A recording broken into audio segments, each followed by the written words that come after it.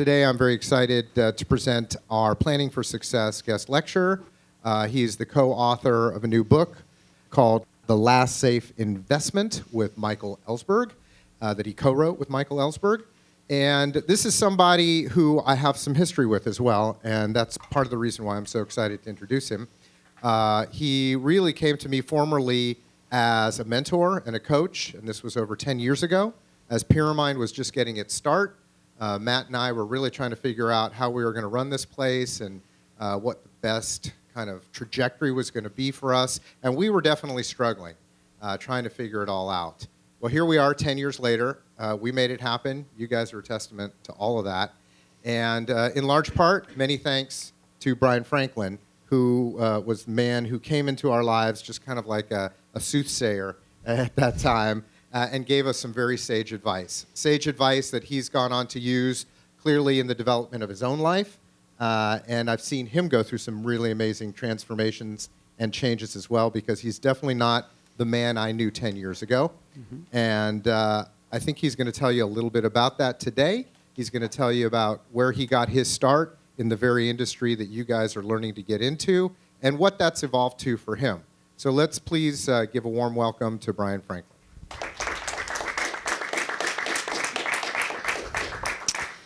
Thank you, and I'm excited to be here because, first of all, anything that we can do to shortcut the success of someone coming after us is, I think, one of the most gratifying and satisfying things you can do.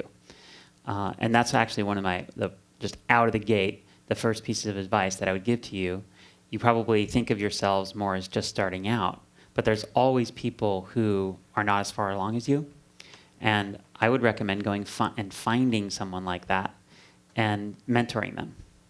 And if you have a mentor or a school or a group of mentors, that a source of knowledge that you're learning from, and you have a mentee, someone that you're helping along the path, you get that kind of the bi-directional contribution flowing. A lot of things happen, but the greatest is that the quality and the usability of the stuff that you learn just skyrockets. Because when you have to turn around and go teach something, you really get to find out whether you really learned it. And if you know that you have a mentee who's really in need of something, then you might pay attention differently to your mentor. So I always have a mentor and at least a mentee. Sometimes now I think it's closer to 200 mentees right now, but I always have a few and a handful of mentors, and I recommend the same for you. Always have someone that you're teaching and someone that you're learning from. And that's why I'm excited to be here, because my passing along to you also, it tunes up my attention and the quality of what I can get from my mentors. Plus, I love this guy. And, 10 years ago, I don't know if you remember, but one of the big decisions that was up for you, which was one of the first things I helped you think through, was the idea of creating a school at all. Because at the time, Pyramind was just doing recordings, and it was like a sound studio business. And I said, that's a really hard business, but what's awesome is education. And so we worked out how could you do both and have a safe transition, and then you guys just killed it. So it just makes me really proud to be here in the fruition of one of the companies that I've helped grow along the way. So it's great to be here. So one of many companies at this point. Yeah, I think I've helped about 2,000 entrepreneurs make their first $1 million, and it's in various degrees of engagement. And I've helped 7 companies reach over $1 billion in sales at this point through coaching their CEOs. I think I need some more coaching, Bryan. Anytime, man.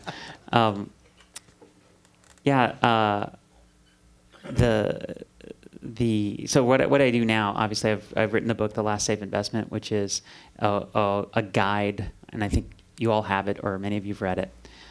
It's a guide for how to wrap sort of your unique self, or your uniqueness, your creativity, your gift, in the right set of skills and mindsets to create a valuable future that will be lucrative, that will be financially rewarding, but also rewarding beyond just financially rewarding. And a lot of what I learned, which has come, into the book, I learned from working with some of the smartest strategists and business people in Silicon Valley as my clients. And the main reason I kind of got the opportunity to be the kind of coach that could work with CEOs in Silicon Valley was what I learned from running my own business, which was in the entertainment industry. I had a post-production sound studio. And that was my first job. I've never had a W-2. I only own businesses. And I was in college, and I was doing sound for film and television in college. These were student films, right? So I would work for 4 or 5 months and get paid $500, and then the amount of time that I had to work and the amount of money I could make started to converge because I got good at what I was doing. And particularly for student films, bad sound can really ruin a movie where you can't even watch it. And good sound allows you to evaluate the movie on its own merit. So the students at my college that were making films, were willing to part with more and more money to make sure that I could present their film in the best possible light. And then by the time it came to graduate, I realized I had made more money cutting student films on the sort of just here and there than I could make as a entry-level transfer operator working the night shift, which was the job I was qualified for. So I was like, wow, I can't make as much money going into sort of the profession and getting a job as I can if I keep doing this. So I just kept making student films, and gradually the students I was working with graduated and started to make larger projects, and pretty soon I was doing independent films. How old were you at this time? This was 21, 22. I was right after, senior year of college, and then after. And where did you go to college? I went to USC. I went to University of Spoiled Children, and I had an advantage in that the USC film program was awesome, but I wasn't in the film program. I actually applied to the film program. I couldn't get in, so I was in the theater school. And but I loved sound. I understood sound from doing music. I've been a musician most of my life, and I was talking about doing sound design for one of the theater productions, which is at the time I say sound design, but it was really like razor blade and cutting some doorbell cues. It was not really like from a design point of view. It was pretty basic, and it was all done with tape and razor blade, and. So I was talking about doing a sound design for one of those theater shows, and someone in the film school overheard me talking and said, "Hey, you do sound?" And I said, "Yes." And they said, "Well, can you do sound for a film?" And of course, I had no idea what was entailed, but I said, "Yes, of course I can." And then they said, "Well, can you use a Nagra?" A Nagra is an old reel tape machine that records in crystal sync, so that it always plays back and records at the same speed. It's required for making film. This is in the pre-digital age, right before everything switched to digital. I'd never heard of a Nagra. I had no idea what it was, but I said, "Yes, of course I can use a Nagra." I figured I could, whatever Nagra was, I could learn how to use it between then and the time I needed to. And she's like, that's such a relief, because I'm a director of this film in the film school, and we have to enroll people in our classes in order to make the film. Because the way USC works is people enroll, and then the tuition credits that, it's like 6 credits, which is like at USC at the time was like $6,000. You get 5 people on your crew, and all their tuition credits become the budget for the film. And you can't, even if you get approved by the school to make your film, you can't make your film until you have a full crew. And she couldn't find a sound guy, because everybody in film school wants to be a director. Nobody wants to be a sound guy in the film school. So we have no sound guy. What do we do? And she got a special pass from her professor to allow me to take a graduate level film class, even though I was in the theater school, because I could use a Nagra. And then, so that was my first film. Of course, once I got the piece of equipment, I asked everyone I knew. This was before Google, so I couldn't just search how to use a Nagra. And that was my first film. And I started to make more and more and more films at USC, and then fast forward 6 or 7 years, I had a 20,000 square foot studio in Santa Monica, 22 Pro Tools stations, a Foley studio, a re-recording mixing studio with an SSL console. I did the foreign dialogue recording and supervision for Saving Private Ryan, Schindler's List, Meet Joe Black, Gladiator, Artificial Intelligence, Polar Express, and also the domestics and the domestic sound design for about 300 feature films. And we also had some picture editors who worked in the building with us. In fact, one of the picture editors who worked in my studio was named Dodie Dorn, and she was making this right before I sold the business. She was making this amazing film, which reversed in the timeline. Basically, you watched it backwards. And she ended up being nominated for the Academy Award for editing that film, which was called Memento in the year 2000. So all of that would happen in my studio, and based on the hype of the Academy Award and the fact that I had built a large crew of people who could get really high quality sound in a very short amount of time on a reasonable budget, I basically sold that capability. So back up just one second. Yeah. Can you just walk us through the transition from doing indie films at USC to how you actually started your own company and financed the creation of such a big entity? Because at that time, I mean, this was pre-digital still in many ways, or at the onset of digital. It was right at the beginning, right? yeah. So in other words, this technology was still very pricey. I'll tell you what, it Uh-huh. was $1,000 a gigabyte for a hard drive. I remember it well. Yeah. Uh-huh. So we were like, man, should we get a 2 gig drive or a 3 gig drive? I don't know, man. Like, that's a hard choice. Yeah, exactly. Well, the starter rig for Pro Tools at the time was $25,000 all in. That was your computer, the hardware. No computer had chips internally that were fast enough to run sound at the time. So you had to buy external sound cards that were specifically from Pro Tools or from Digidesign, and the hard drives and all of that stuff, the A to D converters and whatnot. So it was about $25,000, and this is an interesting story. This is a story about how stuff doesn't always happen the way you want it to.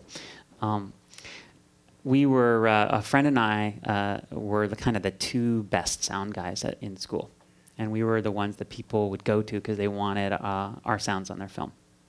And there was a particular student film who was a little crazy and had a very, very wealthy family and was spending a lot of money on a 6-minute long film, which was set in World War II, and it was this the Civil War here in America, and it was a big horse chase through a river. So it was a 6-minute horse chase through a river, and that was the whole film.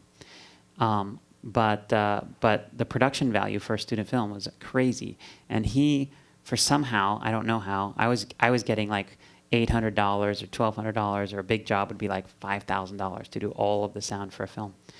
He somehow agreed to pay this other guy, my friend, $25,000 to do the sound for a film. And my friend came to me with this deal, and he said, "Look, I've gotten this agreement to get this money to do this film. Why don't you and I take the $25,000, buy a system, and we'll share the system, and we'll be like 50-50 owners in the company." Because he knew that I generally was better at sales than him, but he had landed this one deal. So if he brought that deal and I could bring some other deals, we'd be 50-50 owners. And I said, that sounds great. This is how we're going to finance our first big rig, is we're going to get this film. And the final mix of the film, which is like the big deadline where everything has to be done, was happening right about the time of finals, my senior year of college. So I'm going to do my finals, you do this job, and then we'll be partners.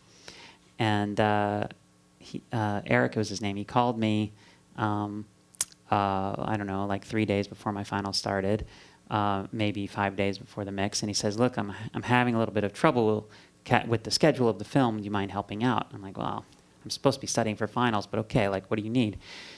He said, well, I just need you to do a little Foley.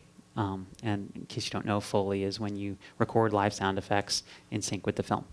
Oh, hopefully everybody knows that. Everyone knows what Foley is? Sorry, I just don't know what you're... That's okay. Yeah. That's okay. So I'm going to record the Foley. He's like, okay, yeah, I can record some Foley. Like, just give me a list of cues, and I'll knock them out. And by the way, this was all done. There's 3/4-inch tapes with time code, and it would take like 4 seconds for Pro Tools to lock to the video, and then once it was locked, there was a red light that went on, and then you could do your Foley. So I got a Foley walker, and I got the whole thing set up, and I look at the cue list, and the cue sheet just said all of the horse sounds and all of the water sounds. That was the cue sheet. And I was like, well, this is a 6-minute movie about a horse chase through water. Oh my God, this is going to be a long day. So we recorded 40 hours of Foley. We were so tired. And then I took the drive, semi-truck with the hard drive in it, over to his house and started to cut in what I had done. And when I was cutting in what we had recorded and syncing it up, I noticed there wasn't anything else in the tracks. I was like cutting it. I was expecting a full session, and I'm just adding stuff to it, but there's nothing else there. And so he was sleeping. I kind of woke him up, and I said, hey, man, is there like another session with all this stuff, or what's going on? And he hadn't done anything. So for months leading up, he just, I don't know if he got like a performance anxiety, or I don't know. He ended up having a mental breakdown. Actually, he had to move back. His parents started to look after him. He spent a short time in an institution, but the pressure of like having that deadline for somehow was too much for him. So now I've got finals. I've got 5 days before the final mix, about 2 or 3 months worth of work to do, and my first big. I've taken all this money from this guy, and I don't even know him. It's not even my relationship. So I called the client, had a face-to-face meeting at the Tommy Burger, and I said, all right, we can't do your job. It's not going to be done. And so I'm going to do everything possible to get you a temp mix so that you can still show the film, because he had some deadlines. We show the film, but with the subtitle that says temp mix, so people know it's not your final sound. And I'm going to give you 100% of your $25,000 back, which I had, and he agreed. And then I had to go find $25,000. So I called friends and family, credit cards, everything I possibly could. And I basically borrowed that $25,000 so I could give him his money back. And then I had $25,000 in debt from 100 sources, no sleep, a Pro Tools system, an angry client, and a crazy ex-partner. And that's how I started. So that was the beginning. And then from then it got easier. So you asked about the transition. I discovered pretty early on that there is a advantage over the entire field that you can have when like a director or a producer or someone's evaluating whether to use you as a sound guy. And the advantage is that you can care more about the story. And that's what I learned, is that there were lots and lots of sound guys who cared about how it sounded. But there were very, very few sound people who cared about the story, cared about whether or not the main story of the film or the short or the TV show or even the commercial was communicating. And the dynamic that I saw most often was an adversarial dynamic between the director and the sound guy, where the director would be trying to tell the story and get the story out of the sound guy, and the sound guy would be pushing back, saying, your idea is dumb because it won't sound good. And there was kind of this tension. And I resolved that tension just by walking over to their side of the fence and being a director's sound guy. And so the way that would look is we'd be talking about, hey, how do you want this to sound? And then, be like a shootout or something. And I'd say, well, tell me about this. Tell me about what you want the audience to feel about this particular bad guy. Why is this bad guy different from every other bad guy? And why did you write him this way? Or why did you direct him this way? Or what's the character? Like, what's the subtext here that we want to be telling? And then I would construct the gunshots or the footsteps or whatever it was with elements that helped tell that story, both in terms of how it felt to watch, but also little Easter eggs that the director knew were there that maybe the audience wouldn't necessarily pick up on, which told the director, like, I cared. So there was one, I remember one film, it was an early student film I did that had a bunch of car chases in it. And the director was a big kung fu guy. And so he had he had cast the kind of bad guys in the story based on their animal characteristics. There was like a tiger kind of a guy and a snake kind of a guy, similar to the kung fu styles, not quite so on the nose, but that was really important to the director. And visually, you couldn't really tell. It didn't come across. So in the car engine sounds, I put snake sounds and tiger sounds. So depending on who was driving, it would sound that way. You know, there'd be a slither as it would go by, or a roar or something, and just enough, not so much that you'd notice it, but just enough so that it gave it some character, and so that the director like felt the difference, and like caring about that and really wanting it to make it good and wanting to tell the story, even if some of my ideas ended up being kind of dumb or not working. But that I cared about it had me way stand out. And be the kind of person that the director wanted to work with, which is, these are some of the concepts that are actually in the book, The Last Safe Investment, is when you understand the value set of the decision maker and you can identify yourself as that value set, then they'll decide on you, and then you become their choice. That's such an important point. I just want to put an emphasis on that, because I know when we talk to developers on the game side, one of the most important conversations that you can have with them is asking them, what is it this game is about, and what's the message you're trying to convey? And the minute you get them into that kind of a conversation, you've immediately left the selling position of, well, I'm here to sell you on my skill sets and my ability to deliver you great sound, and you've now created a dialogue that becomes more of a partnership, more of a, how are we going to work together to make the best possible product for you?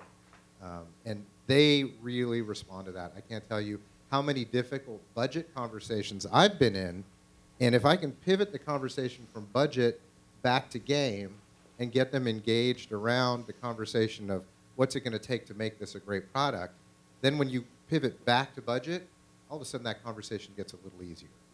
Yeah. It's really amazing how that works. Well, I'm glad you brought up the budget thing. So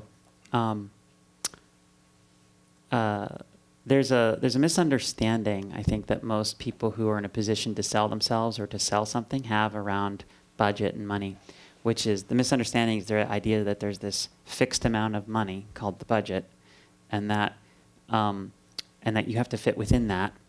And in fact, if there's something else that's reasonably comparable but costs less, the decision maker is automatically going to do that, and which puts the pressure on you to try and make yourself as cheap as possible to try and get the job. And that's just not true, because anytime anyone's spending any money, they have attached on the other side, it's almost the shadow side of the money, they have attached an idea of what value they can get for that money. And the ratio of the money and value has to be right for the decision maker in order to purchase, but neither are fixed. So when someone is in a price negotiation with me and they want to lower the price, my first question is, well, forget about lowering the price. Let's double the price instead. So instead of $5,000, let's say it's 10. What would be worth 10,000 to you? Like, what would have to happen in order for it to be worth that to you? You know, let's say, forget whether even I can do it or whether it even has anything to do with my work. I just want to understand, like, and they say, well, you know, if it had the, you know, if you could somehow cause this reaction or we could get into Telluride Film Festival, or this could happen, if this could happen, and they start to show me a picture of what would be twice that, and then I'm going, okay, so now if we take it back to my price of $5,000, what if, you know, we did it this way and did this way, and by the way, I'm gonna, I had 3 friends that have got films into Telluride in the past. What if we set up interviews with you and these 3 other filmmakers so you could learn what that experience was like, and any decisions that we could make at this point that would make that more likely to happen. So I just I start to understand their world and what they care about, and then position not just what I do here as valuable to them, but everything that I am, all my contacts, all my friends, all my way of being with them, my encouragement, my championing them, my critique of their project, all of that, anything that I can do that they might think is valuable, I can position as the value. So if they are pushing me down on price, I push them up on value. Now, sometimes we can't get there. Sometimes we can't meet. In which case, maybe there's less value for less money.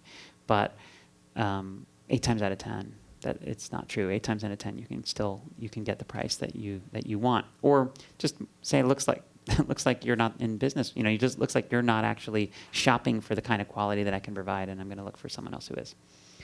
It depends on how much ramen you've got stockpiled in the cupboard at that point. Yeah, and to give you an example, in our production world right now, we're seeing a depression in the prices in the casual game sector, increased competition, less titles being produced, and less money willing to be spent on the development process. So for an example, we worked for a developer last year. We did all the sound design, all the music, all the VO for a specific title. And this year they're coming back at us, very similar title. It's a movie licensed project, big name movie. Last year, you might know, we did Looney Tunes Dash, so it was a Warner Brother kind of thing. This year it's a new release of another film that's coming out. So you're talking license budgets, pretty substantial, and yet they want to pay half. Their sense of what's valuable to them with regard particularly to the sound design and the sound effects. So it's a very interesting discussion when somebody comes back and says, well, we really like music and we understand the value there, but we think for the sound design we shouldn't have to pay so much.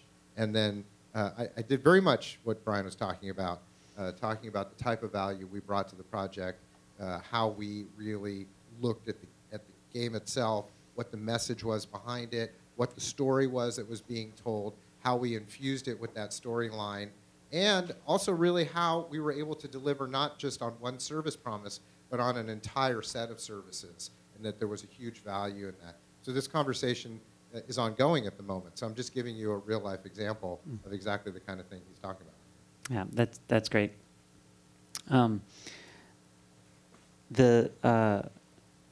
What we were just talking about brought up a couple other things. So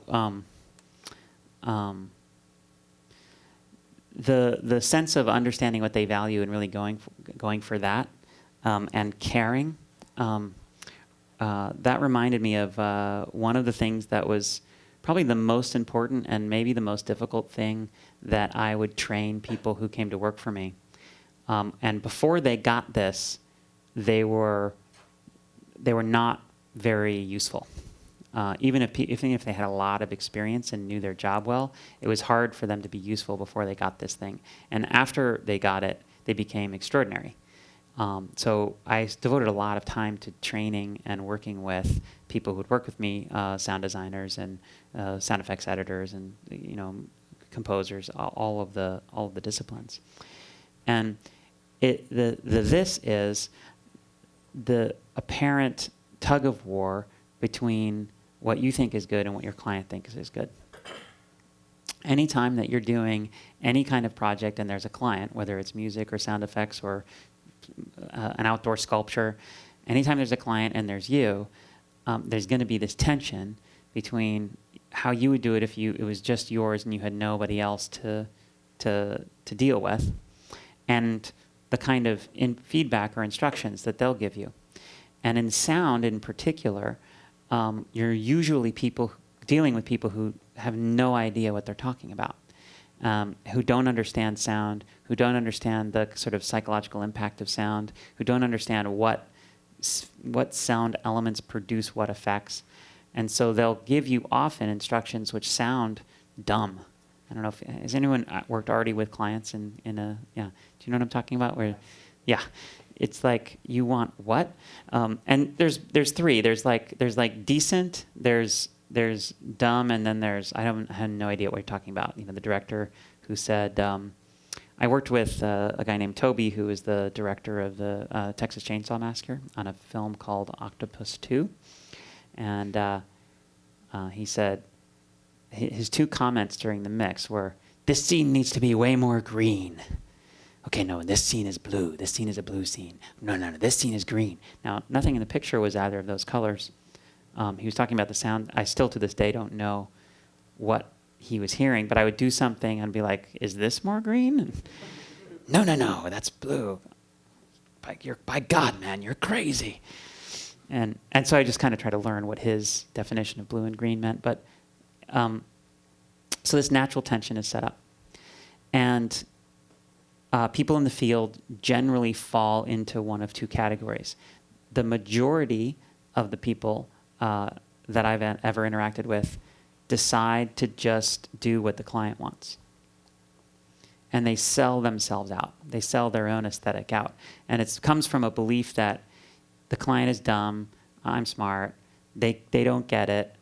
If I do what they want, it's not going to be good, so I might as well not try. And they just start to sell out their own aesthetic to the client. And what happens over a long period of time, over 3 years, 5 years, to 10 years of doing that what I observed is they actually lose their own sense of aesthetic. They lose their own sense of what they actually like. And then the spark is gone, and then they don't love their work anymore because they're not putting themselves into it anymore. And that's a tragedy of the soul. And you do not want this to happen to you. Isn't that what they call soul sucking? It is soul sucking. It's selling out. It's all of those things. It is the bane of the work for hire world. I mean, in a large sense. I mean, and we deal with that on a regular basis. And it's also your competitive advantage. It's why new talent in creative fields is often preferred over experience, because new talent isn't burnt out yet. Where the experienced guy's phoning it in, the reason that experienced people phone it in when they do is because they've forgotten how to tap into what they actually care about and what they love and what they think sounds awesome, what they think really hits it. So that's one way of handling it. The other way of handling it is more to be the diva and basically only do what you think is good and disregard what the client says. Now, what you have there is you have a diva. You usually can charge higher prices, but your percentage of completed projects is pretty low because clients get frustrated and fire you. And when they fire you, you feel superior, and they're wrong and you're right. And then you may, in my experience, these people have very high hourly rates, but very low yearly income, right? Because they don't get that many jobs because they're a pain in the ass to work with. And I generally saw people fall into one of those 2 categories. And what I would train my people to do, and one of the reasons I think I was so successful, is to see these 2 worlds as overlapping circles, where there's what the client loves and there's what you love, and your job is to use your expertise to find the overlap and not permit anything to come out of the final product on the master that isn't 100% square in the middle. So if there's anything that you don't love, you have to keep working on it until you love it. And if there's anything the client doesn't love, you have to keep working on it until they love it. And never give up on the fact that there's an overlap. And that the overlap is your standard of excellence. Now, if you do that, you will become incredibly employable, rarefied, and to me, even better than that is in 10 years, you're still going to love your work. You'll still be jazzed by it because you'll look back at what you did and be like, I'm proud of that. I thought we nailed it. So that, to me, that's the biggest sort of long-term success advice I probably could give you. And the fact that I did that, the fact that everyone at my company was taught that, sometimes it would take people like a year to really learn it. But that made us we were kind of like a band of young maverick badasses. I remember. You want to hear like a big break story? I have a big break story I can tell you. So a couple of years out of SC, out of college, and by the way, I never graduated because I never did the finals because I spent all the time working on that film. So I don't have a degree for that reason. which is good because that's how come I was featured in Michael Ellsberg's book, The Education of Millionaires, because he interviewed a bunch of millionaires that never graduated college, and I wouldn't have qualified if I had not had that mistake, and if I had not picked the wrong partner. So it's funny how these things turn out. But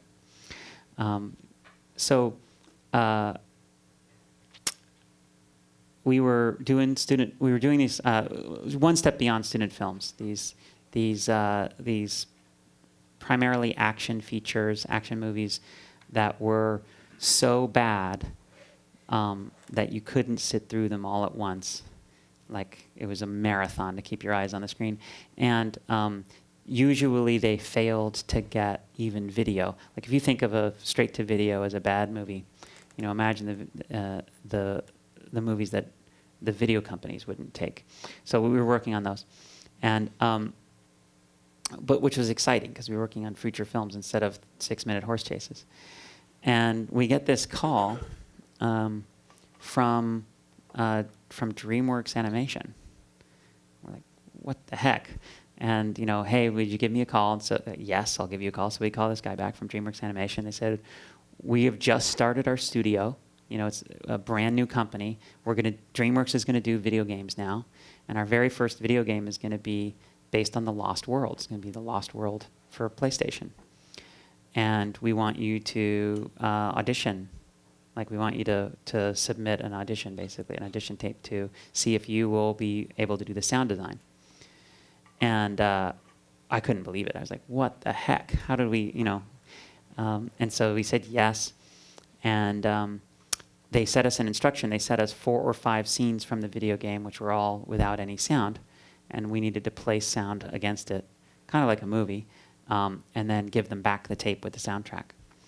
And so I hired a bunch of voice actors to do dinosaur voices with their mouths, and then did some field recording at the zoo. Plus we had the sound effects, the canned sound effects of different animal noises, and we were trying to splice it together. And anyway, we went to town just trying to make this thing awesome. We did a full-on mix as though it was in the mixing theater, and we probably spent about 50 or 60 hours on these little clips, and then sent them back. And then I got a notification saying that they have some questions about what we did, and would I come in to answer their questions? And I said sure. So I went in there, and the guy said, I have to admit something to you. It was a total mistake that we called you. I asked my assistant to find us some candidates to do the sound design, and he opened the yellow pages, went to the back for sound, went to the back, and just started calling numbers. And you happened to be renting a studio from a guy named Wally Burr. So it was W, which was at the end. And so that's why I called you. Once he got through 4 or 5 calls and I realized he was doing this stupid method, I told my assistant, actually, he fired that assistant, hired a new assistant, and had that person call Warner Brothers, Todd Ayo, all of the top sound designers in town, to have them submit.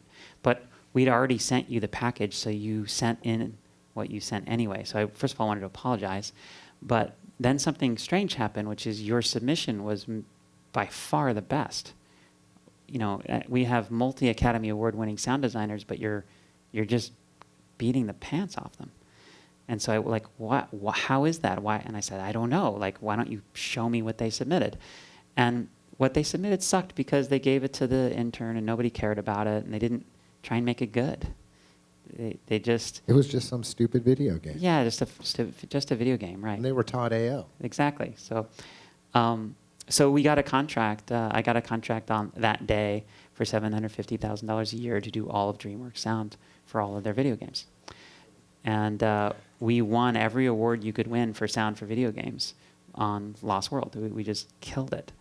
And we killed it because we cared, and because we spent every penny of that money at the keeping an 8% profit margin on making it as good as we possibly could.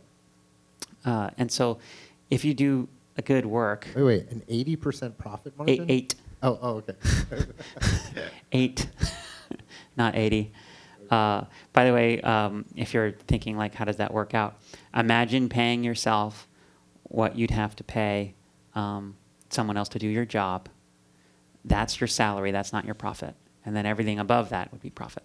And so we would take out all the hours of what we'd have to pay, including paying ourselves, and then add 8% on top. And that was our, plus the overhead and the equipment leases and all of that. We added all of that together, and that's how we figured out how much time we could spend.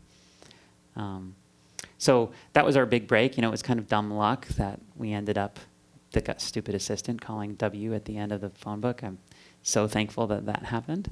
And I also know if that hadn't happened, something else would have. Because when you care and you're just doing the best work you possibly can, and that's what you're standing behind, then that gets noticed. And not best work you can like the diva, not best work you can like the pushover who's just selling out, but really finding that overlap. So I'd say there's short-term strategies for for breaking in and for making it and for getting jobs, and there's long-term strategies. And the one I just talked about is a very long-term strategy, right? You can't, if you tonight go work on whatever project you're working on now and do the best possible job you can, it's very unlikely that tomorrow morning you'll get a phone call and get a job. So the short-term strategies we were talking about a little bit, I believe you're totally covering in this class, but it's creating a personal brand, having a blog or a video blog or some kind of thing that you're putting out regularly to an email list that clearly states your philosophy and like why you're doing what you're doing as well as what you're doing, and that's how work will find you. That and and just learning the discipline of sales and the discipline of marketing. In the book, The Last Safe Investment, I talk about sales and I talk about the marketing crank. I don't know if you guys have read that part yet. There's a part. It's one of the technical super skills. I actually even quoted the book in class and actually read that very part to them. Perfect. I zoomed right into that because I said this is key right here. The concept of the marketing crank. Yeah. Yes. So learn what you need to learn to put one of those in place and make it work for you. That's the best short-term way to be successful. And then for long-term, you make sure that you keep delivering the best work possible. You put those two things together, and your success is virtually guaranteed. I'll absolutely bet the house that you'll be successful if you put attention on those two things. And I have a gift for you. So I have a surprise for the class. So I have a present for you. There's a course called the Natural Selling System, which is mentioned in the book. It used to be $1,000. I think it might be discounted now, but in any case, I'm going to give it to you all for free. So it's a video course that walks you through specifically how to have a one-on-one sales conversation where you come out victorious. It's super simple. I've trained tons of people at becoming awesome salespeople in a way that feels natural and fun. Also, this particular system is designed for you to have a really juicy conversation so that even if they say no, you both are happy that you talked. So there's no pushing or weirdness. There's no technique. There's no like tricks or anything like that. It's just how to get to the heart of what they want and present what you have in the most possible light. So I'll let you know, Greg, how they'll take advantage of that, but I'll give you a coupon code which gives you that for free. Just as a gift for you guys. Yeah, my pleasure. Very cool. All right, Is that a web link of some sort? The course is hosted on Udemy. Okay. So I'll give them the web link and then the code. Cool. Yeah. Okay, great. I want to take it. It's awesome. It's really good. Yeah, Jennifer and I teach it together. So, yeah. Let's see. So, where do you want to head next? Yeah. Well, I think you got into the post business. I did. You spent how many years in the post-production business? 6 years. 6 years, and that was building up the company called FranklinMedia? FranklinMedia, that's right. And that was in Hollywood? And I was in Santa Monica. In Santa Monica? Yeah. So when did you realize you wanted to get out? Well, this is a dangerous story to tell you guys, but I realized I wanted to get out. I had a kind of a perfect storm of stuff that happened all at once. First of all, I had made the mistake of basically becoming more of a facility and less of an artist. And I really recommend that none of you do that. And the thinking went like this, like, they want to hire, someone wants to hire me to do their sound, but do I have a Foley pit? Because if I don't have a Foley pit, then they're going to have to pay for that extra, and then there's less money left for me. And so I was like, oh man, I really need a Foley pit. If I had my own Foley pit, then I could get more jobs.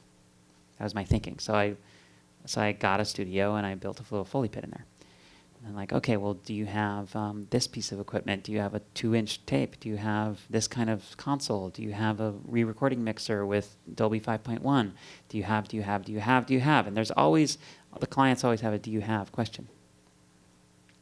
And so every time a client asked me, do you have? I said no, and I put it on my list of like things to buy or lease. And so it wasn't too long before I had about $50,000 a month in equipment lease payments. And which drove a certain anxiety about making sure I was getting films and projects in as quickly as possible and working on them quickly as possible. And also, it meant that if they didn't want to use my Foley pit, they really couldn't afford to use me, because baked into the cost of using me was all my costs of the studio. And so there were some really awesome projects that I really couldn't get because they were going to use they were going to mix at Skywalker Ranch or, at the best facilities in the world. And they were interested in me as a designer or as a sound effects editor or as a re-recording mixer or, whatever the skill set was. But they couldn't use me because they're like, well, we can't mix our film in this little studio, we want to be in a big studio. And the big studios they would cost $80 million to build. That was way beyond my budget. I spent $80,000 on my big mixing studio. So that's how I kind of ended up being a facility with artistic offerings versus an artist.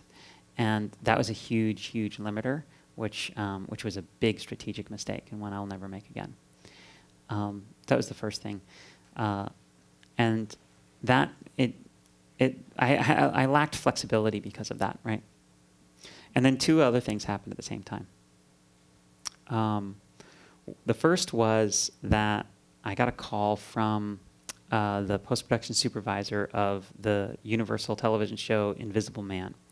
And we were the sound house for Invisible Man. We were earning $20,000 a week doing the sound for the show, which was great. When you have $40,000 in equipment leases, one contract that gets you $20,000 a week was like, whew. So we had that. Plus, we had we were always doing 3 or 4 films at a time, and we did it just like we did Lost World. We just crammed every bit of value we possibly could. We loved that show, and we were doing field recording. We were going above and beyond. The television industry is used to kind of a factory effect where people phone it in and just, whatever, slam. I don't know if you've ever heard the Sound Ideas sound effects library. There's a Doppler horn, which is in every single episode of Law and Order. Anyway, it's like the same exact sound effects are all just used. So we were recording new sound effects. We were giving it our all. I got the compliment from the head of Universal TV that I was one of the best at making ADR sound like production dialogue, because I really cared about like every syllable. I would have a different EQ on it to make it really sound like it was there. And so we felt great about it. And they called and he said, "Hey, Bryan, this is the producer for Invisible Man. I got some bad news." "What's that?" "You guys are fired off the show." "Oh, that is bad news. What happened?" And he said, "Well, we had some changes. Universal felt we were spending too much money on the show, so they came in and they replaced our producer and the main director." The main director, by the way, was Breck Eisner, the son of Michael Eisner, who was the head of Disney at the time, and someone I went to school with. So Breck's off the show. There's a new producer. And the new producer came in and said to me, "Who's your favorite vendor?" And I said, "FranklinMedia is my favorite vendor." And they said, "Well, you got to fire him." And he said, "Excuse me? You want me to fire my favorite vendor?" And the producer said, "Yep, because if they're your favorite vendor, then you're getting screwed and you didn't negotiate them hard enough." I was like, whoa. And he's like, "I'm not going to fire Franklin Media." He's like, "Well, you're going to fire them or I'm firing you." And then he made the call to me. So we lost a show for being the favorite vendor. That happened on a Tuesday. And that really, I kind of thought like when we made it, we'd be done with bullshit. And it turns out you're never done with bullshit. And on a Wednesday night, I had dinner with Dane Davis. It was the first time I was actually meeting him. And Dane Davis was a sound designer who everybody told me he was me 20 years later. And he had been in the business for 26 years instead of 6. And he was 20 years older than me. He had a sound editing shop, also had a little Foley studio and some of the things, but mainly sound design was what he was known for. And what's notable about Dane is he had just received the Academy Award for doing the sound design for Matrix, which was like, there was God, and then Phil Jackson, and then Dane Davis in my world at the time. But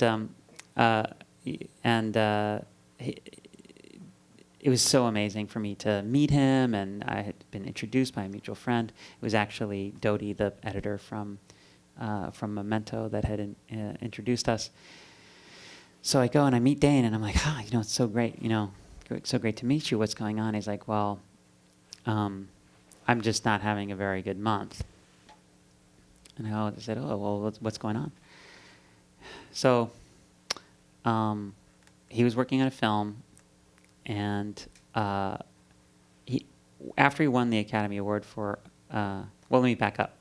When the Wachowski brothers got the deal to do The Matrix, Warner Brothers told them that they couldn't use any of their crew. They couldn't use their cinematographer, sound designer, costume designer, set design, all of the main design crew that they'd used for Bound and some of the other films that they'd done. They couldn't use, and they were going to use the Warner Brothers roster. And the Wachowski brothers said no, and the Warner Brothers said, then you can't do your film. And the Wachowski brothers said fine, and they walked. They walked off The Matrix. And then Warner Brothers buckled and said, fine, you can use your designers then, because they really wanted this script, I guess, probably on pressure from Keanu. And so they made the film with their crew, totally non-Warner Brothers crew, much to Warner Brothers' chagrin. And what's worse for Warner Brothers is that every single one of them won an Academy Award. So they were the new Warner Brothers crew. And so Dane got a bunch of new Warner Brothers movies, and this was a big one. And it was a kind of a bigger budget. It was a bigger deal.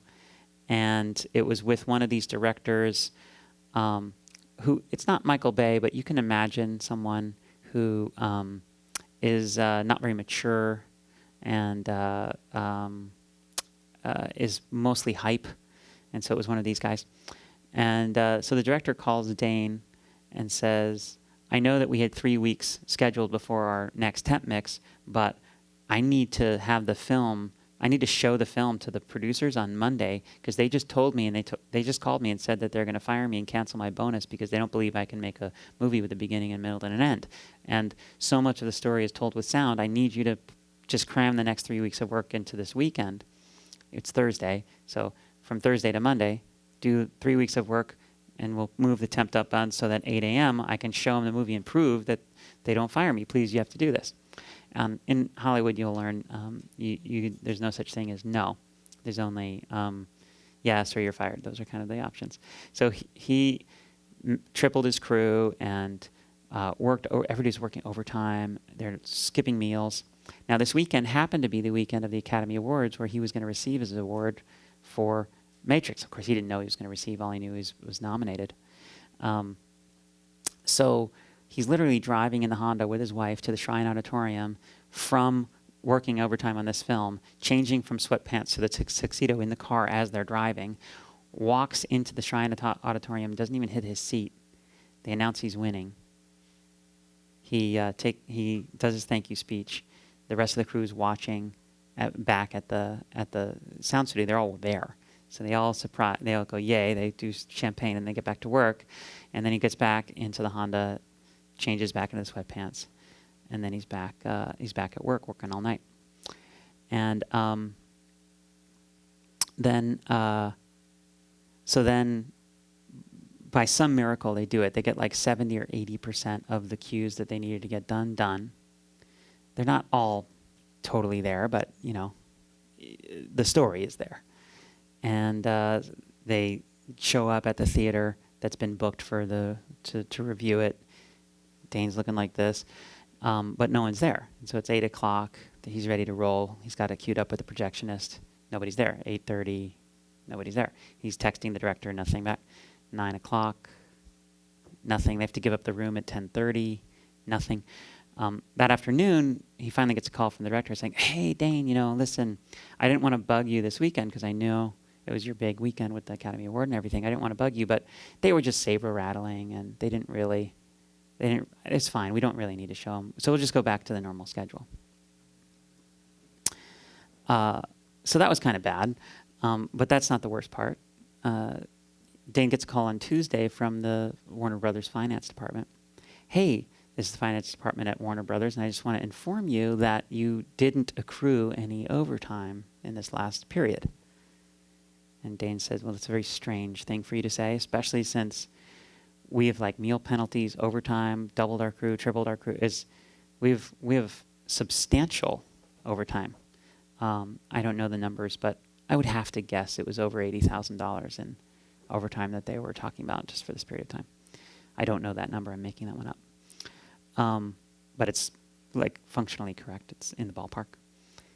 And she said, "Well, at the finance department, let me restate. If you ever want to work for Warner Brothers again, you're going to submit your timesheets with no overtime and no crew expansion." So he had to go back to his crew and say, "Thank you for pulling the all-nighter. Thank you for this weekend. We're not getting paid." And what he did is he said, "I'll make you guys a deal. If you are willing to call it straight time, just work, no overtime, no extra hourly rate, but work your straight time, I'll pay you for the hours you actually worked out of my pocket." And so 100% of the money that Dane was going to make himself for that entire film then went to the crew so that they could eat, stay in integrity with him. It's one of the reasons I love this guy, right? And the next time he calls for them, they'll answer, because he didn't screw them. And so I got fired from Invisible Man, and then a couple of days later I hear that story, and I realized that I'm not going to get away from the integrity of that industry and the issues that are there, and it just broke my spirit, actually. So I told my crew I was going to sell the business. 4 days later, I had an offer from a company to buy the business for my asking price. And I bought myself my first convertible.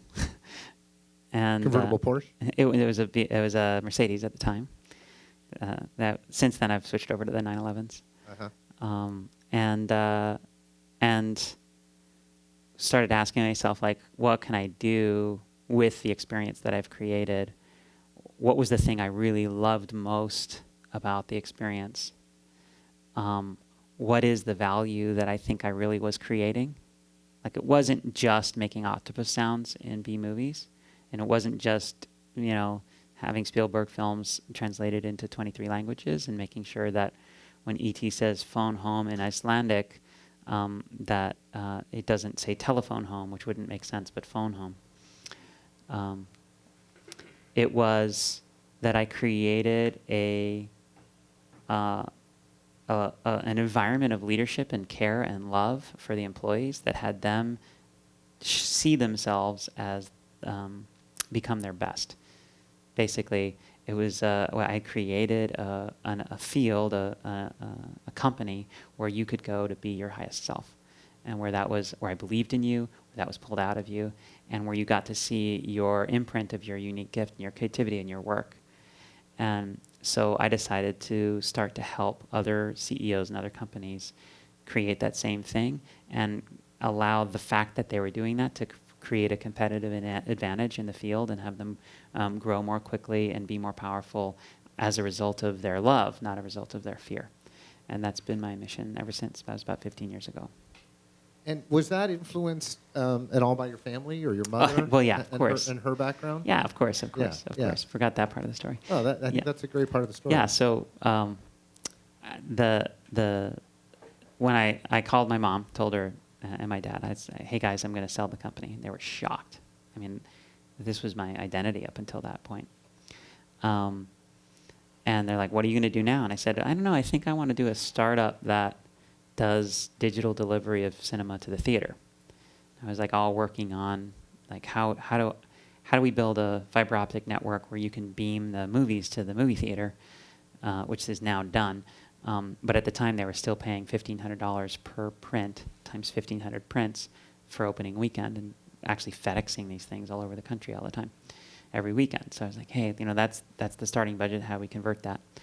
And she kind of went, well, in the meantime, I think there's a founder in Silicon Valley. She was a coach, an executive coach, one of the first in the world. She used to say she was a coach. People would say, what sport?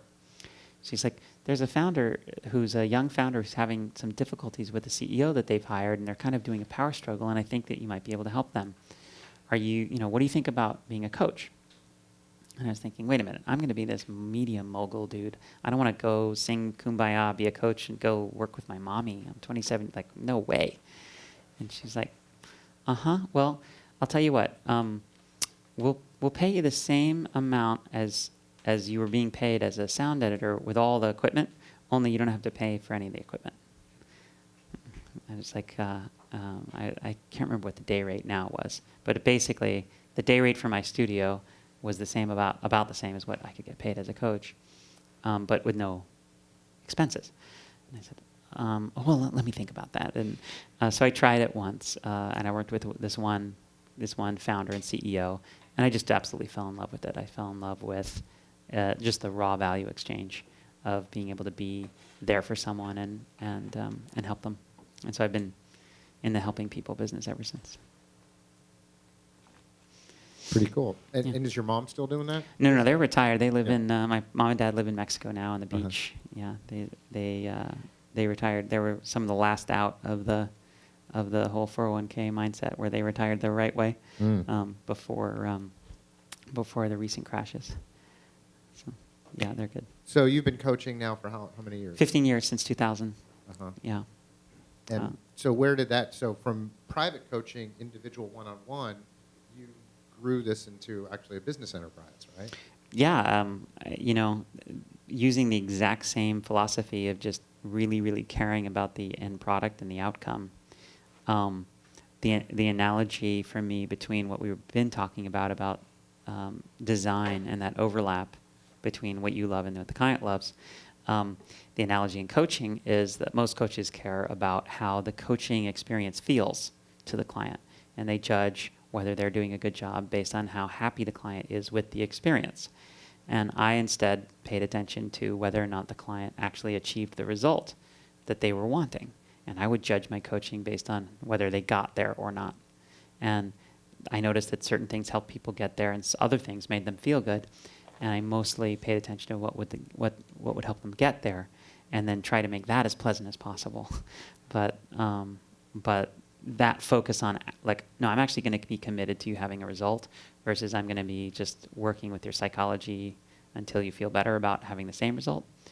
That allowed for me to differentiate in that kind of similar way, because I'm always looking for what do people really want, and how do you get committed to that, even though most people in the field aren't willing to do it because it's too scary, because you have to put your ass on the line, because it's more work, whatever.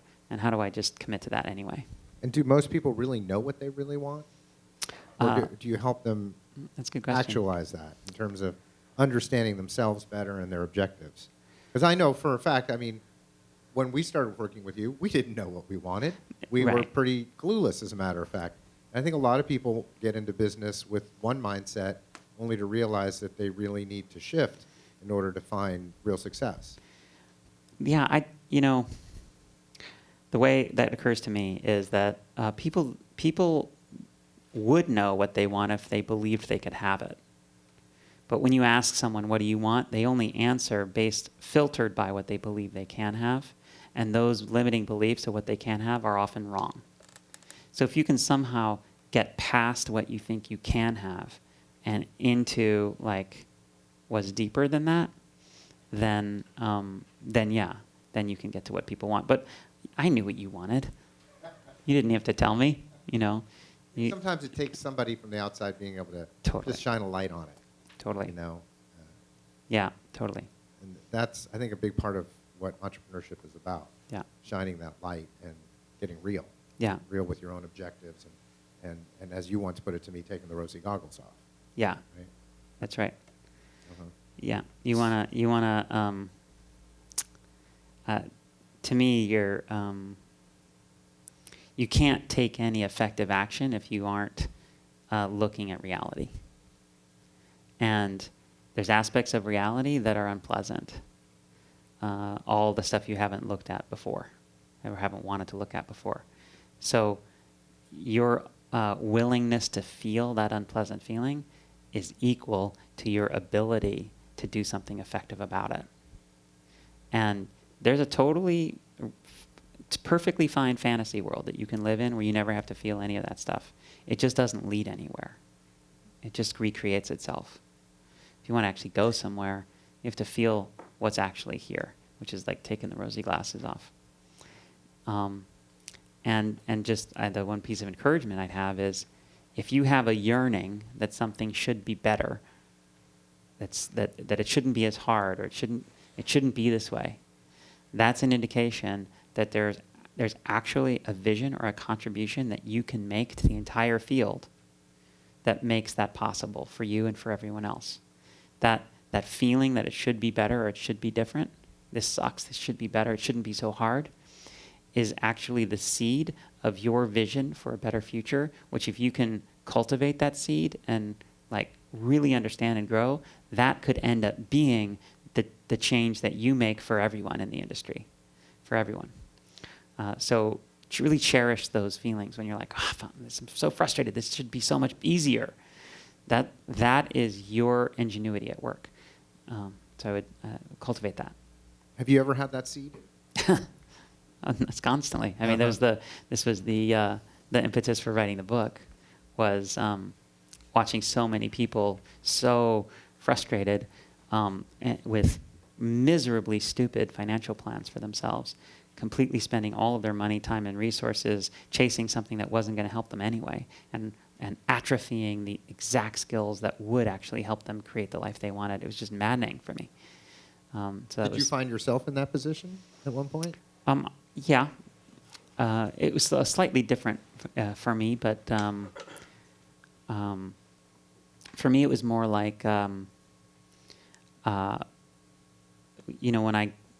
I was in my 20s and had the sort of fanciest car, and I was spending thousands of dollars a month on expensive restaurants in San Francisco, and I had a $5,000 or $6,000 a month apartment in a penthouse, and I just had all this. I had a Rolex, and I had all this expensive stuff.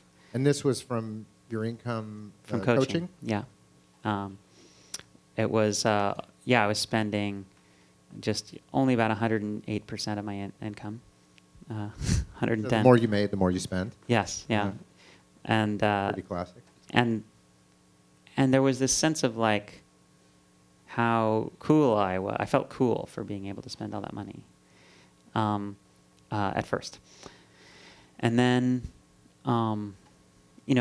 after a few years, I realized that my plans for myself, my financial goal or my sense of worth my goal was more. And whenever I settled on like an amount or a thing or a goal, the very next thing I would want was more than that. Whatever it is, I want more. I want more, I want more, I want more. And after a while, I came to experience that as a sickness, as an addiction. Because more is a comparison between now and something that doesn't exist. It's preferring something that doesn't exist to that which does. And anytime you're preferring something that doesn't exist to that which does, you're not fully here. And so I was experiencing myself as not fully here and unsatisfiable. And whatever I thought I was going to get from more, when more got here, I didn't have it. And I still needed more to get it. And it occurred to me that that's never going to end. And that was scary, actually, because I had no backup, satisfying motivational plan. That was how my life was orchestrated.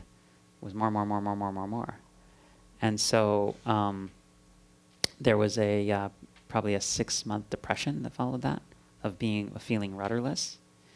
And then I got more and more still and more quiet, and started to feel what's actually here and how that's always better, in fact, than anything you can imagine. And did presence exercises and meditation, got into my body, became healthy, and now I'm motivated quite differently. Now what's happening is so beautiful, and I feel such a surplus that I want to share it. And so I'm motivated by what's the best way I can share the surplus of what's here, of money, of beauty, of success, of ease, of freedom. And so that's now what motivates me, which means that I'm perfectly happy here. I don't have to have more students in this class listening to me in order to be happy. I don't have to measure myself against that. And it also means that every day that I am able to give is a day that I'm happy. Yeah, well, that's pretty powerful. And so when you were transitioning through that depression period, would you call that kind of an awakening process where you were confronting your own pain through that process, or was that something that you saw as just inevitable? No, that was happening. I don't want to take any credit for it, though. It wasn't like, I'm going to awaken now. It wasn't through some great effort. It was through a growing, sickening feeling that everything I enjoyed was less and less satisfying every time I enjoyed it, until nothing was satisfying. And I think if I were a better man, I would have caught on earlier, and not Don't we all? Not spent so much at Bix and Farallon and all these places, and that's not even the half of it. That's only the shit I can say on your cameras. Well, so at what point then did music come back into your life and become, it seems like you've kind of gone a whole, not really a circle, but in a way you kind of went from being an audio sound creative through this process of creating a business as a consultant and advisor to all these high-level CEOs. Mm-hmm. And through that process, you've kind of found yourself and come back to music again. Yep. Talk about what that's been like for you. Sure. So I was a child prodigy musically. I taught myself how to play piano when I was 5 years old. The very first time I sat at the piano, I, by ear, played the melody to Beethoven's Ninth and identified and said, hey, look, it's Beethoven's Ninth at 5.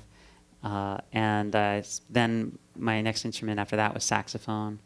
And by the time I was 15, I played with Tony Bennett and was playing jazz saxophone. And then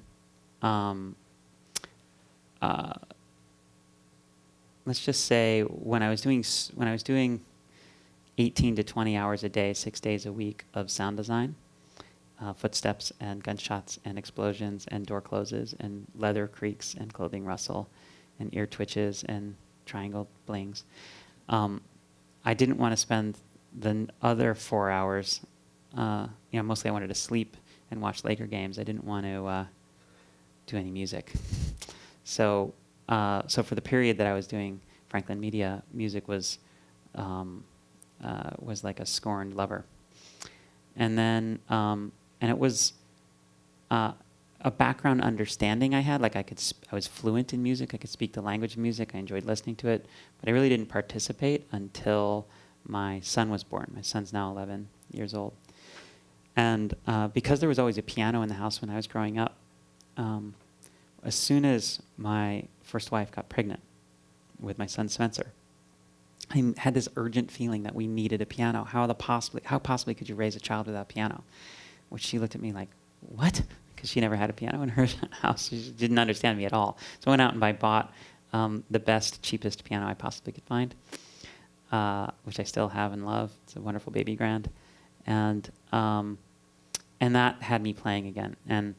And maybe for the first time, just playing for me. I wasn't trying to impress anybody. I wasn't trying to see how many notes I could play in the shortest amount of time, which was my whole foray into jazz. I wasn't trying to play with Tony Bennett or anybody. I wasn't trying to impress. I was just playing what sounded good. And I was still, I'd say, difficult to listen to for most people. There was some talent in there, and I had a feel for it, but I was use the piano to get my anger out, so I would be very loud and bangy and poundy. And then I got a divorce, which I'll skip that part of the story. And I met a woman who was like a state winner of classical piano competitions, incredible pianist, although very shy. Won't play in front of anyone. The only times I've ever heard her play, in fact, when I'm out of the house. As soon as I come in, she will stop playing. So, and she's, by the way, not shy in any other domain. When you meet her, she's one of the least shy people. But this one thing, she's super shy because she has such reverence for the masters that she doesn't want to defile them. So I listen to her play when I go out of the house and I come back, I hear her playing, and I'll stand outside the door and put my ear to the door and listen. She's incredible. So she started to teach me more dynamics and attack and nuance, and I started to develop my piano. And we had met at Burning Man, the first time I ever went to Burning Man, and I heard music there unlike music I'd ever heard before. And since I was a keyboardist and I understand computers and a sound editor, electronic music was very natural for me. And I remember, during this whole period, starting with Nirvana, and perhaps ending with Smashing Pumpkins, electronic music was out of vogue. So during that whole period, I wasn't listening to it. I wasn't doing anything with it. And then just to give you a little window into my relationship with Jennifer, is her name, this woman who's now my wife. She's absolutely extraordinary. One of our wedding vows is based on a discovery that the person who loves you is uniquely positioned to both see the best in you and the worst in you, right? We show our worst selves to our sexual partners. We behave in front of them the way we would never behave if anyone else was present. And we show our best selves to them as well. And because she doesn't have any of my insecurities, I don't have any of hers, we each have our own. Her vision for who I'm going to become in the future isn't formed by trying to overcompensate for any bullshit limiting beliefs. They're just based on what's authentically true about me and what she sees. So I have come to trust her vision for who I'm going to be more than mine. And she's come to trust my vision for who she's going to be more than hers, because it's not based on any limitations. It's just based on pure potentiality. So our wedding vow is, I vow to become the vision. I vow to surrender to becoming the vision, the future vision that you have for me, and value that over my own limited sense of self. And I always vow to hold a pristine and perfect vision of who you can become and hold you to account to being that. So I asked her early on in the relationship, as this idea was forming, before it was a wedding vow, who do you see me becoming? Who am I to you? Like if I'm going to be on this trajectory of developing into the best me you believe I can be in my life, what's that look like? And she said, well, first and foremost, you're an artist, which was weird to hear, because at the time I did not identify that at all. I was like, I'm like a hack. I can play some Billy Joel covers on the piano, but I'm not identified as, like, I'm a technician. I'm not an artist. And she said, well, I'm sorry to say that you are an artist. And here I had this vow, and I said, okay, well, she said it, so I have to become that now. And so I went and I bought Logic, and started listening, cataloging all of the music from Burning Man that I appreciated the most, all of her favorite electronic artists, and started studying them, and started initially making what I consider to be some pretty bad electronic music. And then I just kept working at it. And I applied everything that I understood from sound design, from kind of what my now mentor, Rain Phutureprimitive, the electronic artist, and good friend, he calls it ant fucking. When you take something, you're like trimming, the 2 samples off of the thing, or like I think another third of a dB at 1K with the EQ, like that stuff, ant fucking. So from that. From that to... Sounds like a good name for a track.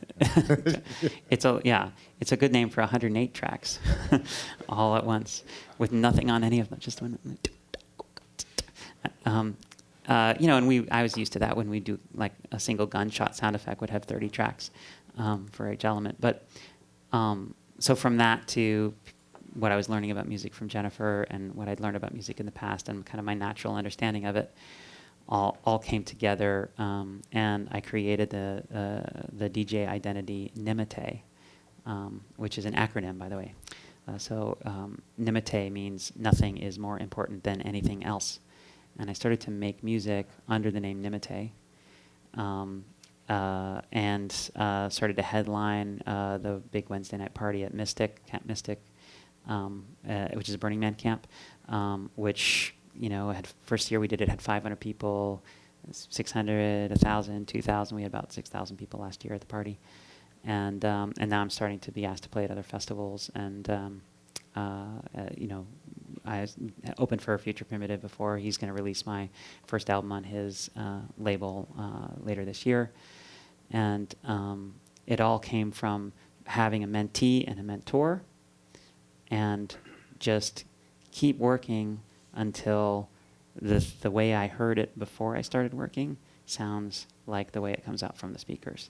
And every time there's a difference, like I go and I just try and get help with how do you make it sound more like this, or how do you make it, I'm trying to make the bass sound like this and it doesn't sound like this other thing. How do you help?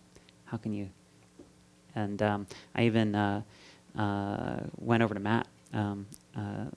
These guys, they owe me a few favors through all of the help that I've given over them the years. So I called in one of the favors and I brought in some of my tracks to Matt. And I said, Matt, the women aren't dancing when I play my track. they're going like this. And then they give me compliments about how great it is. And I don't want them complimenting me. I want their ass shaking. So can you help me? And he's like, sure. And so we took the track apart, and he's like, well, this is not booty shaking, and this is why. He kind of taught me some basics about mixing and stuff like that, which, I'd re-recorded, mixed hundreds of feature films, but no music. So it was really, really fascinating to learn some of those basic ideas that you guys teach so well. And just everywhere I could go, anywhere I had any favors, anywhere I could meet anybody, I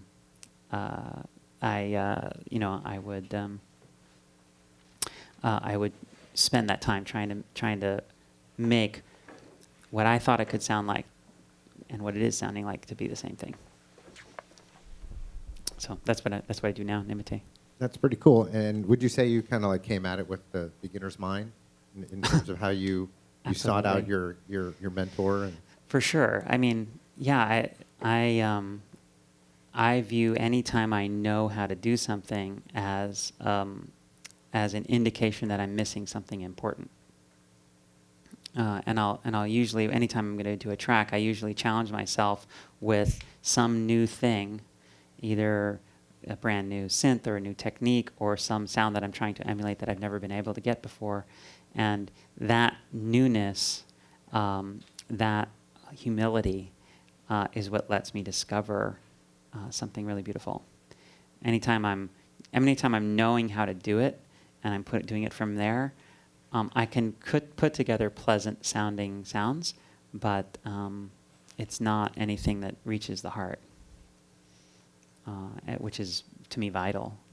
Are you emotionally communicating who you are through your music? If not, then why are you doing it? Yeah. So curious about your relationship with Rain, Phutureprimitive. Can you talk a little bit more about how that came about and where that's come to? It's another good story. So, do you guys know who Phutureprimitive is? Have you seen him, ever heard his music? About a year and a half or so before I met him, I was talking to a guy who I happen to know is friends with Random Rap, and I was saying, listen, what I really want is, he also is friends with a bunch of people at Burning Man who run sound camps, who kind of book DJs for various parties. And I said, what I really want is support making my music to the next level. Like any support you could give me there, that would be awesome. And he said, well, I want you to think if you could have anybody in the world as your mentor, who would you have as your mentor? And I want to know that. And it took me a few months because I kind of thought he wanted me to say Random Rap. And I love Rab. He's amazing. But there's that grab your nuts and dance, involuntarily move your body on the dance floor feeling that I get from Phutureprimitive that I don't always get from Rab, and that's what I most wanted to emulate. It's the thing I aspired to most. And so I just kept coming back, and it's clearly Phutureprimitive. He was the artist that he's my favorite living musician. I just so appreciate what he's able to do, and not just how it sounds, because he's great to listen to, but how it translates onto the dance floor, and what happens to people during his sets sort of involuntarily is so good. And the mix of masculine and feminine together, the mix of inviting you in, enveloping you, but also punching through. Some music really presses on you, some creates a space around you, and he does both. So anytime there's two things, I always feel like he's got both somehow. So I went back to my friend and I said, I think it's Phutureprimitive, and he's like, oh, okay. That was the end of that conversation. Then fast forward, and my wife and I and my son, we go to Lucidity, the festival, and Phutureprimitive is headlining. This is a few years ago. And so my 7-year-old at the time, or 8-year-old at the time, son and me and my wife are all dancing to Phutureprimitive. And I'm dancing to this music. It's so good. And I'm thinking, you know what? I would make a really awesome mentee. I've got so much to offer. I'm a badass marketer. I understand social media. I know how to blow things up. I'm smart. I'm a quick study. I started with, hey, I'm actually going to be an awesome mentee. I'm going to find out who knows this guy and just send him a letter. And I'm going to spell out what mentoring me would be like and how it would benefit him. Everything that I think I could offer, and why it would be amazing. I'm going to spell it all out. And he's got to say yes. I mean, who wouldn't want? And I'll be his roadie. I'll do anything just to get to learn from him. He doesn't even have to teach me. I just want to watch him.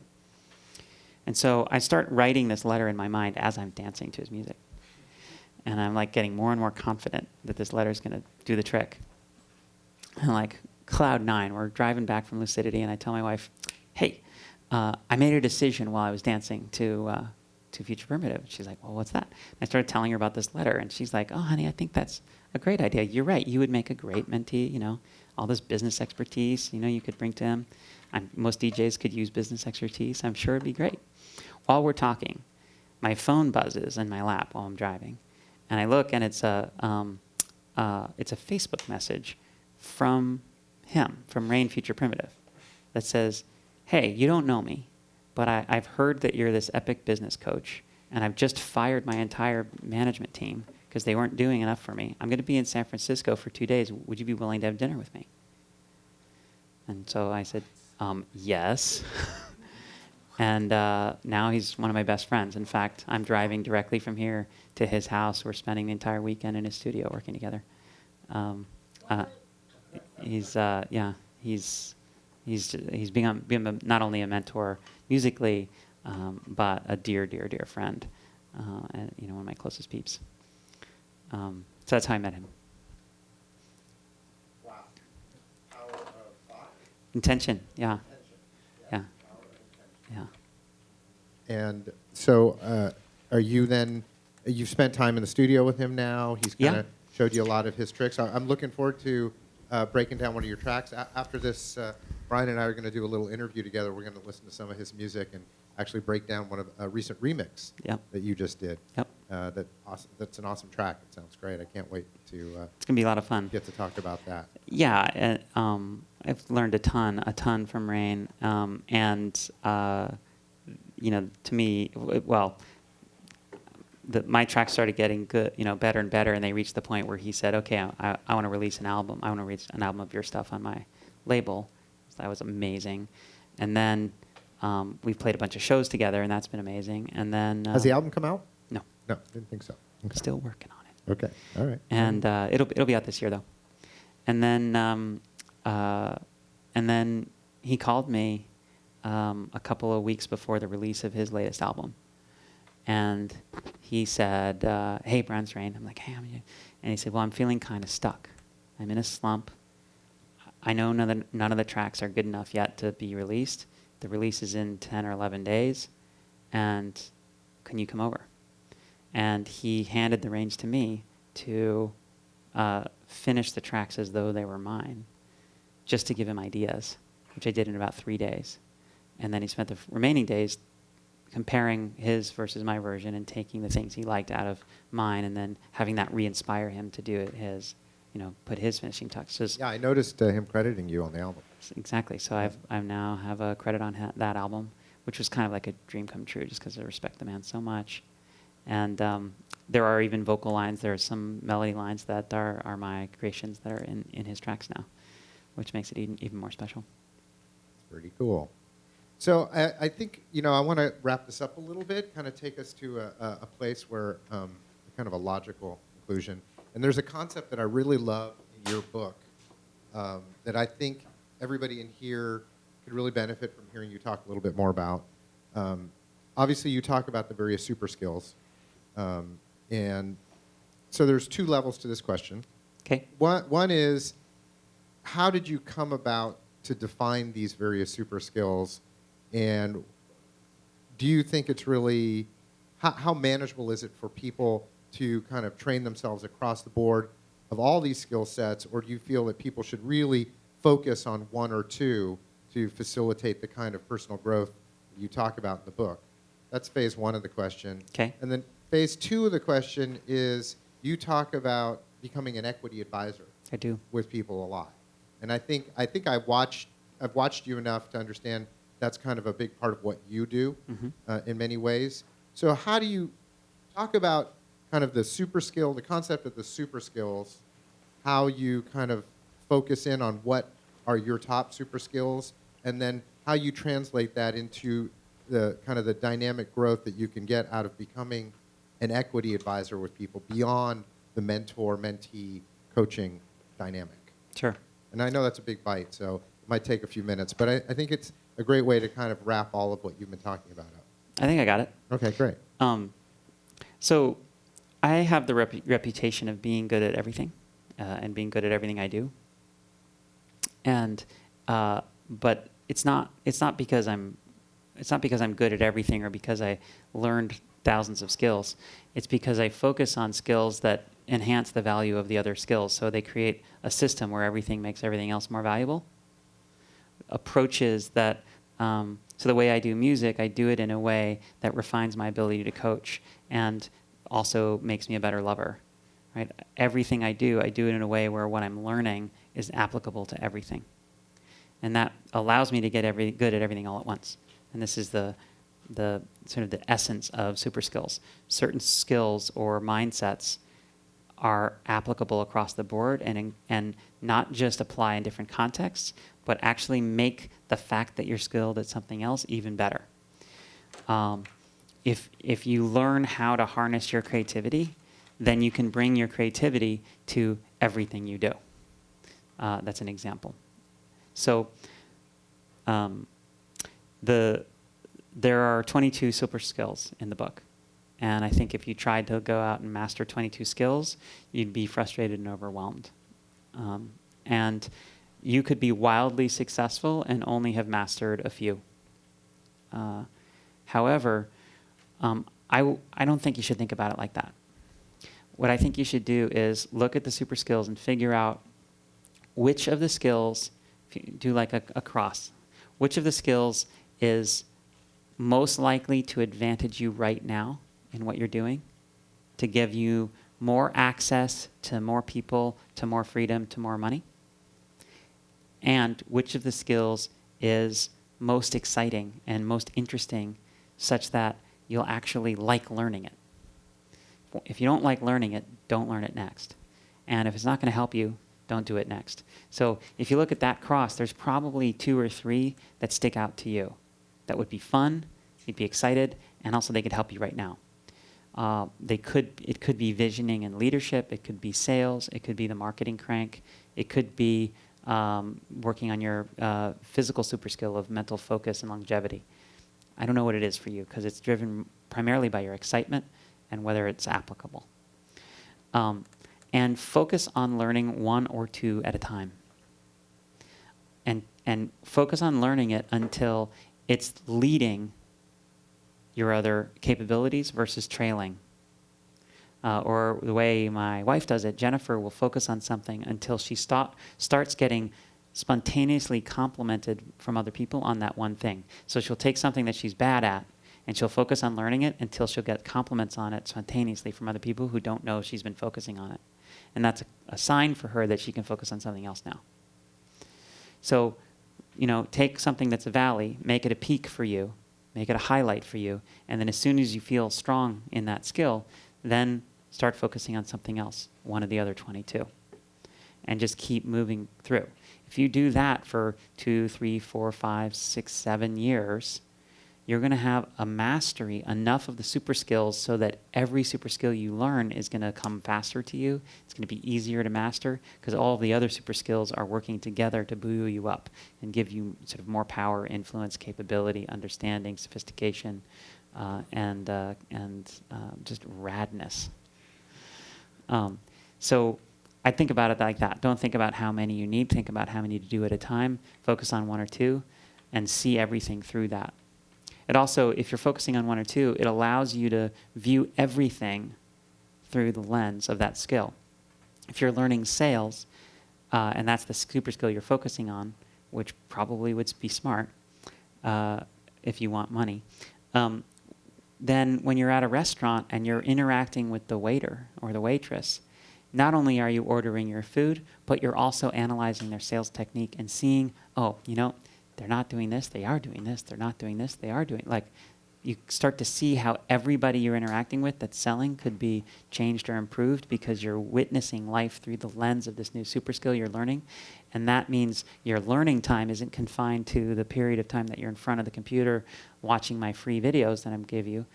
The learning time is everything that you're doing already in your life. And that's incredibly powerful. So that's the first part of the question.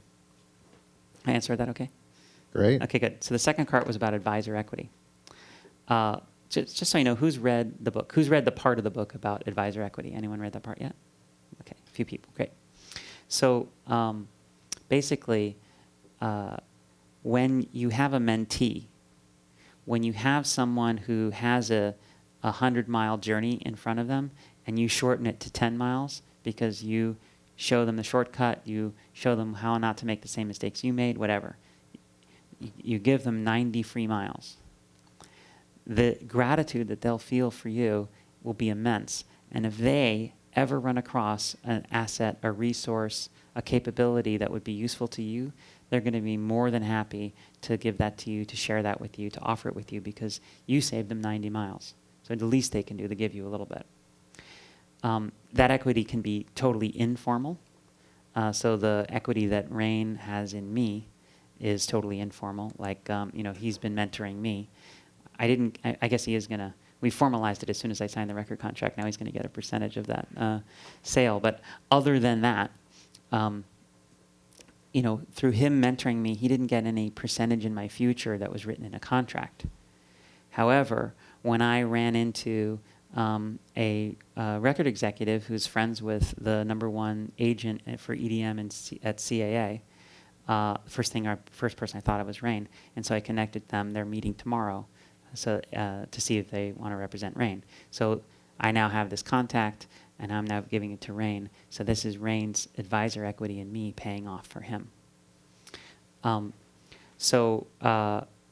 If you continually invest in people who are not as far along as you, and you shorten their path, some of them will give you a cut of their financial future, and some of them will give you just a non-financial benefit to some of the advantages they get in their future. And if you do that throughout your life, then when you're in your kind of later years, what some people call the retirement years, which more and more because of science is becoming our midlife, we're going to have our midlife crisis at 85 pretty soon. During those years, you will have amassed such immense equity, both formal and informal, with so many people that it will far outvalue any kind of bank account or Bitcoin or gold or bonds or stocks that you could accumulate or real estate. And so that's the concept is, most people's their deepest financial fear is of being homeless. Like when you get down to it, it's like, I'll lose my house, I'll lose everything, I'll be homeless. That's like the worst. And if you cultivate a tribe of people that you love and you constantly contribute to them, and you invest in their futures the way a mentor does, you get advisor equity, then you'll have 5, 10, 50, 200 homes that you can live in if you have nothing, which is ultimate for me. When I realized, I think the number's around 200 people that would put me up for a month or more, not like as a hardship, but they'd see it as a benefit to them because they get to hang out with me. So I've got years and years and years and years of homelessness taken care of to live in some most beautiful places all over the world. That just relaxes that sense of having to succeed. It's like, wow, I'm done. In a very unconventional way, I'm set for life. And then all the money I happen to have is irrelevant to my safety, which means I'm free to just contribute in the ways that feel best to me. Nice. So clearly, life becomes a whole new ballgame once you Whole new ballgame. You start looking at it through those lenses. Yeah. And because we're so caught up in that society's version of success, and I don't want to necessarily get into defining it. We've certainly talked about it from different perspectives here. But how do you as you've kind of gotten into that, as you've played that role for so many people now, Yeah. and your tribe has grown exponentially around you, what advice would you give to folks that are just getting started along that path in terms of how they pick their tribe and pick the people that they want to grow with and share in that kind of life vision? Yeah. Well, I guess the best advice I have is for you is to use the non-strategy strategy. Because if you're thinking about who to be friends with based on what you think you could get in return from them, or what this person has a great connection to Warner Brothers music, or this person whatever. If you're thinking that way and you're choosing who to hang out with on that basis, there's always going to be a part of you that's not fed, and that's kind of disappointed by all the tools you've surrounded yourself with. And so I would pick your tribe, pick the people you want to be with and that you're investing in based on what I'd say is your values. Although even that can be hard to determine, but the guide I'll give you is this. If you imagine that everybody has a basic expectation for what they think the future is probably going to be like, and Some people are real deliberate about that, like they've formed it, they've crafted it. Some people are not as deliberate, but everybody has an expectation of what they think is going to happen, what they think is life is going to be like 5 or even 10 years down the road, or maybe even more. And I call that your vision for the future. Now, vision for the future can sound like highfalutin, like, grand or something, but it doesn't have to be grand. It's literally what you expect is going to happen. And so I would choose who you hang out with and who you invest in and who you choose as your tribe, who you spend your time with, based on which people that you know have a vision of the future, an expectation of what's likely to happen, that you'd most likely want to live in. And if you want to live in the future that they think is going to happen, then when you hang out together a lot, spend time together, contribute to each other, learn from each other, then that is the future you will live in. And nothing's more powerful than that, to me. That becomes the present we live in. Depends on how far off thinking they are. Yeah, true. Yeah, How soon you can let go of the more. that's right. How soon you can drop what you think isn't here and should be in favor of what is here that you haven't seen. Great answer. Thank you, Bryan. It's been awesome. Thank you so much, Bryan. Really appreciate it. I think looking forward to our follow-up interview here. Yeah, we're going to jam. We're going to jam. So, all right. So if there's no more questions, thanks, everybody. Thanks for being here today. Thanks again to you, Bryan. Thank you very much.